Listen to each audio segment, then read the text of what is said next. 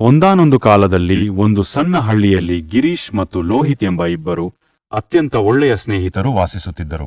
ಒಮ್ಮೆ ಹಳ್ಳಿಯ ಹತ್ತಿರದ ಕಾಡಿಗೆ ಹಣ್ಣು ತೆಗೆಯಲು ಇಬ್ಬರು ಹೋದರು. ಅವರು ಕಾಡಿನೊಳಗೆ ಹೆಚ್ಚು ದೂರ ಹೋಗುತ್ತಿದ್ದಂತೆ ಅಚಾನಕ್ಗೆ ಒಂದು ದೊಡ್ಡ ಕರಡಿ ಅವರ ಮುಂದೆ ಬಂತು. ಗಿರೀಶ್ಗೆ ಕರಡಿಗಳ ಬಗ್ಗೆ ಸ್ವಲ್ಪ ಜ್ಞಾನ ಇದ್ದುದರಿಂದ ಆತ ತಕ್ಷಣ ನೆಲದ ಮೇಲೆ ಬಿದ್ದು ಉಸಿರೇ ಇಲ್ಲದಂತೆ ಮೌನವಾಗಿದ್ದ.